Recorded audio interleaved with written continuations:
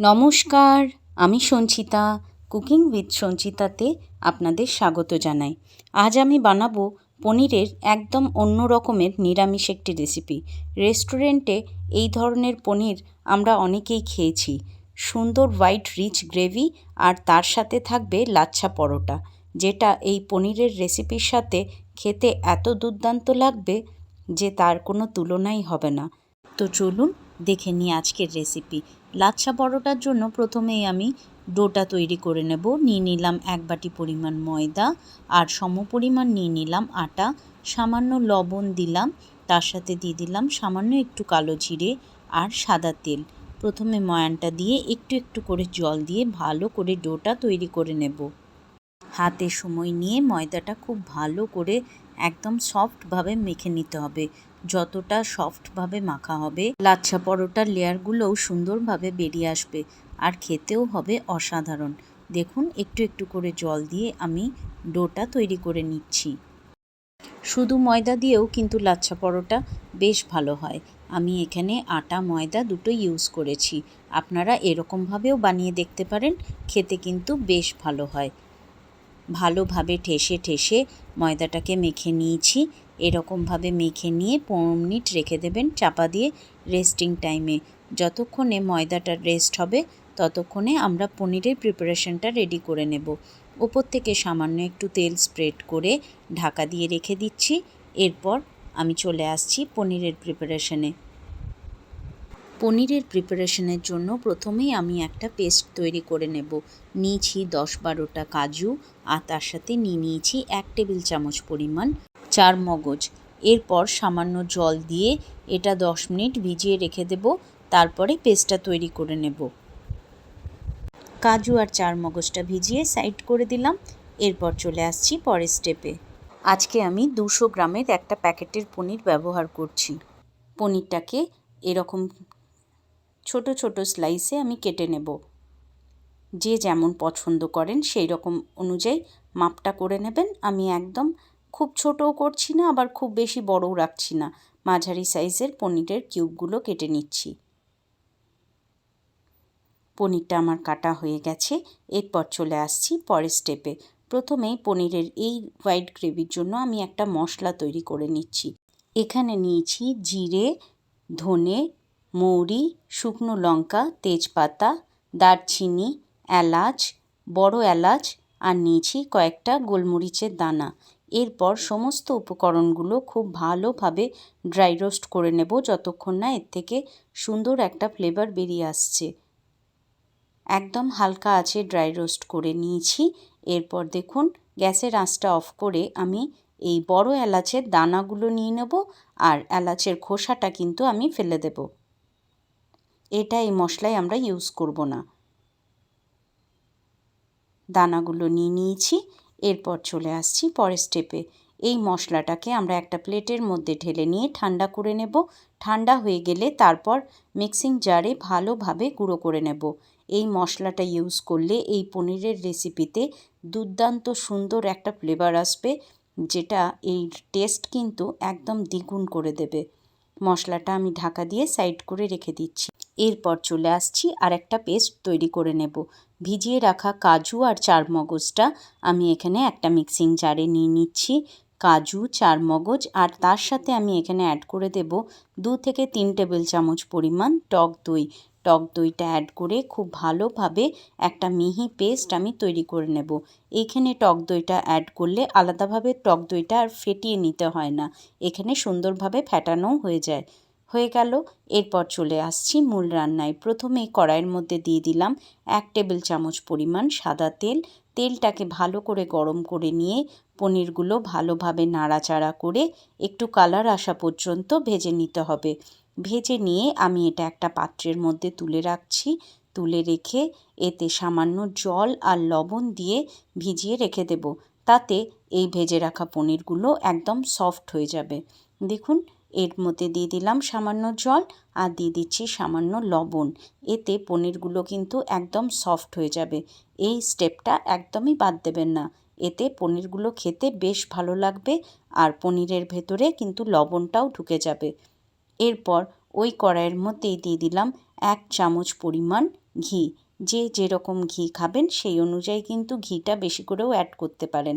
এখানে আমি নিয়েছি ক্যাপসিকাম, টমেটো, স্লাইস করে কেটে নেওয়া আদা আর কাঁচা লঙ্কা। সমস্ত উপকরণগুলোকে 1 থেকে 2 মিনিট হাই হিটে ভালো করে ভেজে নিতে হবে। এই পনিরের রেসিপিতে এই ক্যাপসিকাম, টমেটো অ্যাড করলে খেতে কিন্তু দুর্ধর্ষ হবে। সামান্য একটু লবণ দিয়ে 1 থেকে 2 মিনিট হাই হিটে ভেজে নিচ্ছি। ভাজা হয়ে গেলে একটা প্লেটের মধ্যে আমি এটা তুলে রেখে দেব। দেখুন 1 থেকে 2 মিনিট নাড়াচাড়া করেছি। ব্যাস, এটা আমি একটা প্লেটের মধ্যে তুলে রেখে দিচ্ছি।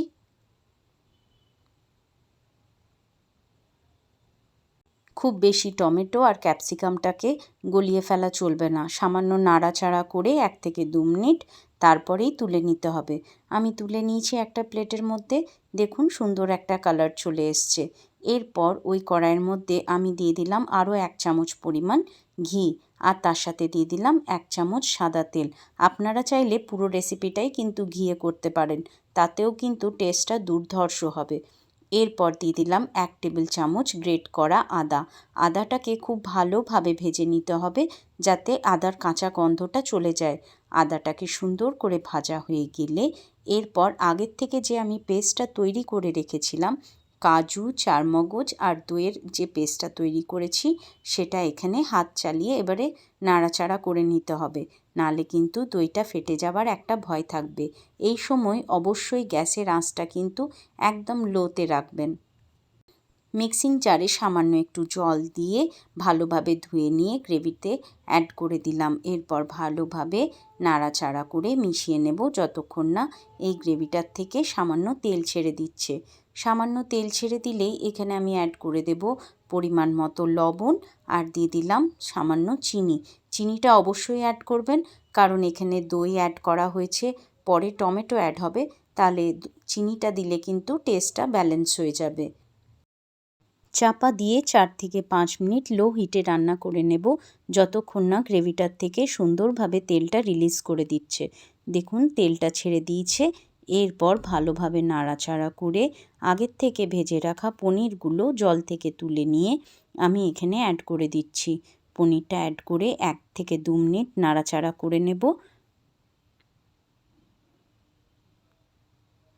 পনিরটা ভালোভাবে মিশিয়ে নিয়ে এরপর যে গুঁড়ো মশলাটা আমরা তৈরি করেছিলাম সেই গুঁড়ো মশলাটা এখানে অ্যাড করে দিচ্ছি। যতটা মশলা তৈরি করেছিলাম পুরোটাই এখানে অ্যাড করছি না, পুরোটা লাগবে না, তাই 1 চামচ পরিমাণ দিলাম আর সামান্য একটু অ্যাড করলাম।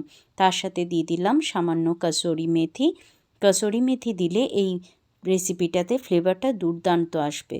কসুরি মেথি ভাতের মধ্যে ভালো করে ডলে দিয়ে ক্যাপসিকাম, টমেটো আর আদার স্লাইসটা যেটা ঘিয়ের মধ্যে ভেজে রেখেছিলাম সেটাও এখানে অ্যাড করে দিলাম।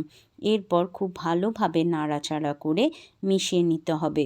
এখানে গ্রেভির জন্য সামান্য একটু জল অ্যাড করতে হলে আমি কিন্তু পনিরের যে জলটা ছিল সেই জলটাই সামান্য হাফ কাপের মতো এখানে অ্যাড করেছি গ্রেভির জন্য। সামান্য একটু জল অ্যাড করে চাপা দিয়ে রান্না করে নেব আরও 4 থেকে 5 মিনিট লো হিটে ফুটিয়ে নিলেই আমাদের আজকের পনিরের নিরামিষ রেসিপি একদম রেডি। লাচ্ছা পরোটার সাথে এই পনিরের রেসিপিটা সত্যি অতুলনীয় লাগে। একবার অবশ্যই এই কম্বিনেশনটা যে কোনো নিরামিষের দিনে বানিয়ে দেখতে পারেন। এরপর চাপা দিয়ে কিছুক্ষণ রান্না করে নিলেই আমাদের পনিরের রেসিপি একদম রেডি। বাড়িতে অবশ্যই একবার এইভাবে ট্রাই করবেন। সত্যি বাড়ির সকলে কিন্তু আঙুল চেটে পুটে খাবে, এটা এতটাই টেস্টি হয়। দেখুন কতটা লোভনীয় হয়েছে দেখতে। যতটা লোভনীয় দেখতে ততটাই কিন্তু খেতেও ভালো। পনিরটা আমাদের রেডি হয়ে গেছে, এদিকে ডোটাও রেডি হয়ে গেছে। দেখুন সুন্দর একটা সফট ডো তৈরি হয়ে গেছে। ভালোভাবে আরেকবার মেখে নিচ্ছি। মেখে নিয়ে আমি এবারে এই ময়দার থেকে লই কেটে নেব। আপনারা চাইলে লাচ্ছা পরোটা শুধু ময়দা দিয়েও তৈরি করতে পারেন। আমি যেহেতু বাড়িতে লাচ্ছা পরোটা তৈরি করার সময় আটা ময়দা দুটোই ইউজ করি, তাই এখানে আটা ময়দা দুটোই ইউজ করলাম। এরকম বড় বড় লেচি কেটে নিচ্ছি। আমি যে পরিমাণ আটা বা ময়দা নিয়েছি তার মধ্যে এখানে 6টা লেচি বেরিয়েছে। বড় বড় লেচিগুলো কেটে নিচ্ছি। লেচিগুলো কাটা হয়ে গেলে কিন্তু চাপা দিয়ে রাখবেন, নাহলে লেচিগুলো শুকনো হয়ে যেতে পারে। লেচিগুলো চাপা দিয়ে রেখে দিলাম। এরপর পরোটাটা বেলে নেব। প্রথমেই একটা লেচি নিয়ে ভালোভাবে ময়দা স্প্রেড করে দিচ্ছি। এরপর বড় করে, যতটা সম্ভব বড় করে আমি পরোটাটা বেলে নেব। একদম গোল মতো করে, পুরো চাকির সমান করে এটা বড় করে বেলে নিচ্ছি। বেলা হয়ে গেছে। এরপর ওপর থেকে সামান্য একটু তেল ছড়িয়ে দিলাম। হাতের সাহায্যে তেলটা পুরো পরোটার মধ্যে লাগিয়ে ওপর থেকে একটু ময়দা ছড়িয়ে দেব। ময়দাটা ভালোভাবে পুরো পরোটার মধ্যে লাগিয়ে নিয়ে এরপর একটা ছুরির সাহায্যে যতটা সম্ভব সরু সরু করে এরকম করে কেটে নিতে হবে। যত সরু সরু করে কাটতে পারবেন লাচ্ছা পরোটার লাচ্ছাগুলোও কিন্তু একদম সরু সরু বেরিয়ে আসবে, খেতেও বেশ ভালো লাগবে। একদম ছুরির সাহায্যে দেখুন সরু সরু করে আমি কেটে নিচ্ছি। লাচ্ছা পরোটার লেয়ারগুলো কাটা হয়ে গেলে এরপর দুটো প্রান্ত ধরে এরকম করে গোল গোল করে পুরো পরোটাটাকে ঘুরিয়ে নিতে হবে। ব্যাস, ঘোরানো হয়ে গেলে যতটা সম্ভব এরকমভাবে লম্বা করে টেনে ধরে আঙুলের সাহায্যে গোল করে ঘুরিয়ে শেষ প্রান্তটা এই মাঝখানে ঢুকিয়ে হালকা করে চাপ দিয়ে খুব আলতো হাতে ময়দা ছড়িয়ে যতটা বড় আপনারা সাইজের পরোটাটা করতে চান সেই মাপে পরোটাটা বেলে নিতে হবে। আমি খুব বেশি পরোটাটা বড় করব না, মাঝারি সাইজের করব, তাহলে দেখতে এবং খেতে দুটোই ভালো লাগবে। লেয়ারগুলো খুব সুন্দরভাবে বেরিয়ে আসবে। যতটা সম্ভব চেষ্টা করবেন আলতো হাতে লাচ্ছা পরোটা বেলার, তাহলে কি হবে, লেয়ারগুলো চাপা পড়ে যাবে না, লেয়ারগুলো সুন্দরভাবে বেরিয়ে আসবে। দেখুন পরোটা বেলার পরও লেয়ারগুলো কি সুন্দরভাবে বোঝা যাচ্ছে। ব্যাস, এপিট ওপিট করে তেল বা ঘি দিয়ে, যেটা আপনাদের পছন্দ তা দিয়ে পরোটাটাকে ভালো করে এরকমভাবে দুদিকেই ব্রাউন কালার আসা পর্যন্ত ভেজে নিতে হবে। ব্যাস, গরম গরম ভেজে নিয়ে গরম থাকা অবস্থাতেই লাচ্ছা পরোটাগুলোকে হাতের সাহায্যে এরকমভাবে একটু চাপ দিলে এর লেয়ারগুলো সব আলাদা হয়ে যাবে। দেখুন লেয়ারগুলো সমস্ত খুলে আসছে। লাচ্ছা পরোটার এটাই হচ্ছে পদ্ধতি। এইভাবে হাতের সাহায্যে সমস্ত লেয়ারগুলো দেখুন কি সুন্দরভাবে বেরিয়ে গেছে। এইভাবে চাপ দিলেই লেয়ারগুলো সমস্ত খুলে আসবে। ব্যাস, এরকম খুলে নিয়ে তারপর গরম গরম পরিবেশন করুন নিরামিষ পনিরের সাথে। অপূর্ব সুন্দর একটা কম্বিনেশন। একদিন নিরামিষের দিনে আপনারা কিন্তু অবশ্যই এইভাবে ট্রাই করে দেখবেন আর আমাকে কমেন্টে জানাবেন খেতে কেমন হয়েছিল। আশা করি আপনার এবং আপনার পরিবারের সকলের খুব খুব খুব ভালো লাগবে। আর যদি ভালো লাগে প্লিজ আমার চ্যানেলটাকে লাইক করবেন, শেয়ার করবেন এবং সাবস্ক্রাইব করে আমার বন্ধু হয়ে আমার পাশে থাকবেন। আমার নতুন বন্ধুরা বেল আইকনটা প্রেস করে অল নোটিফিকেশনটা অন করে দেবেন, তাহলে আমি যখনই ভিডিও দেব আপনাদের কাছে নোটিফিকেশন চলে আসবে। আশা করি আজকের রেসিপিটা আপনাদের ভালো লাগলো অন্যান্য রেসিপির মতো।